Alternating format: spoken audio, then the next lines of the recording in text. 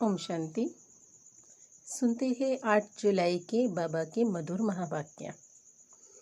आज की मुरली में बाबा हम बच्चों को कहते हैं, बच्चे आप बड़े खुशनसीब हो। अब खुशनसीब किस लिए?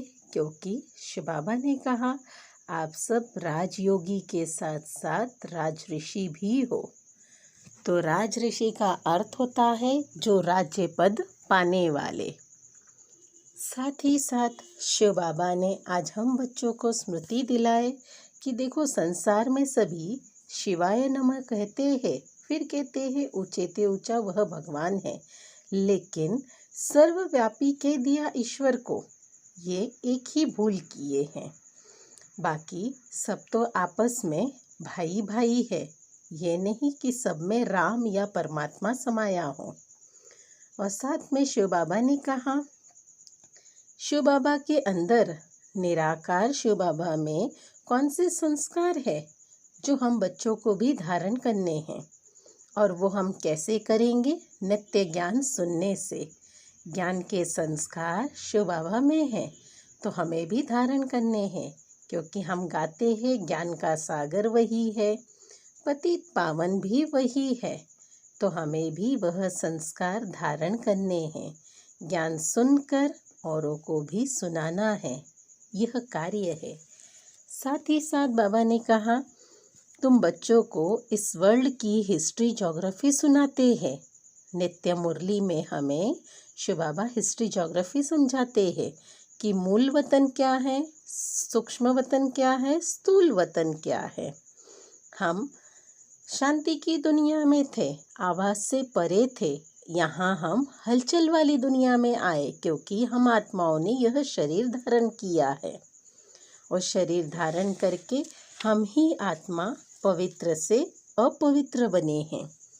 साथ ही साथ शिव बाबा ने कहा जो बूढ़ी माताएं हैं वो अच्छी रीति से धारण कर सकती है, क्योंकि वो बिल्कुल बुद्धि से फ्री है। और बाबा ने बताए कि यह श्रीमत से ही, शिव बाबा की जो श्रीमत है उससे ही हम पूज्य बनेंगे।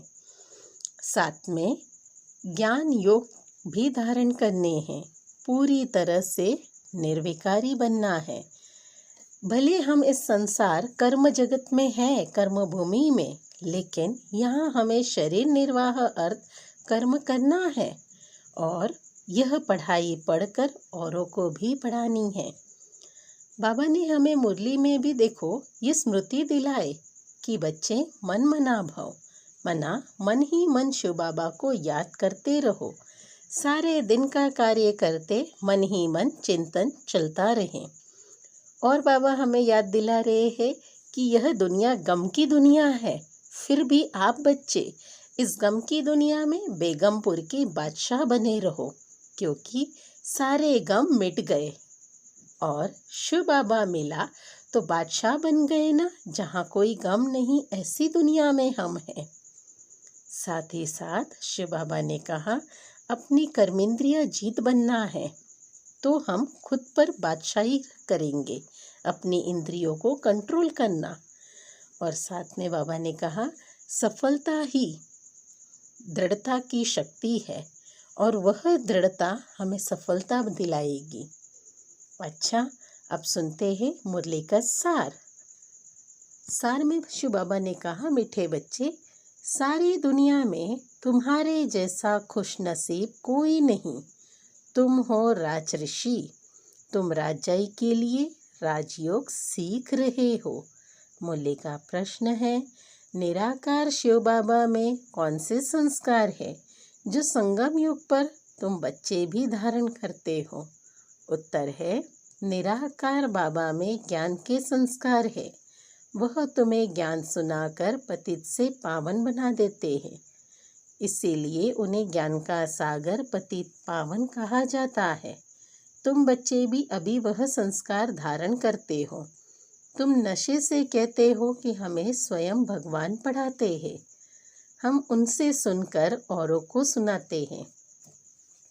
मुरली का गीत है आखिर वह दिन आया आज, जिस दिन का बेसब्री से था इंतजार।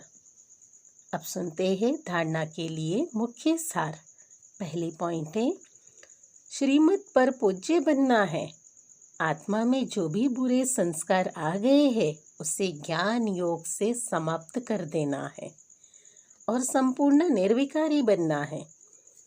दूसरी पॉइंट है, शरीर निर्वाह अर्थ कर्म करते रहना है। पढ़ाई पढ़नी और पढ़ानी है। योग बल से पावन बनकर राजाई पद लेना है। आज का मीठा वरदान है, गम की दुनिया सामने होते हुए भी बेगमपुर की बादशाही का अनुभव करने वाले अष्ट शक्ति स्वरूप भव। गम की दुनिया सामने होते हुए भी बेगमपुर की बादशाह की अनुभव करने वाले अष्ट शक्ति स्वरूप भव। इसका स्पष्टीकरण है, गम और बेगम की अभी ही नॉलेज मिला है। गम की दुनिया सामने होते सदा बेगमपुर के बादशाह का अनुभव करना, यही अष्ट शक्ति स्वरूप है। कर्मेंद्रिय जीत बच्चों की यह निशानी है। अभी भी शिव बाबा के द्वारा सर्व शक्तियों की प्राप्ति है, लेकिन अगर कोई न कोई संग दोष या कोई कर्मेंद्रियों के वशीभूत हो अपनी शक्ति खो लेते हैं, तो जो बेगमपुर का नशा है, वो खुशी है, वो प्राप्त होते हुए भी स्वतः ही खो जाते हो। बेगमपुर के बादशाह भी देखो कंगाल बन जाते हैं। आज का स्लोगन है, दृढ़ता की शक्ति सदा साथ हो तो सफलता गले का हार है। दृढ़ता की शक्ति सदा साथ हो तो सफलता गले का हार है। अच्छा, ओम शांति।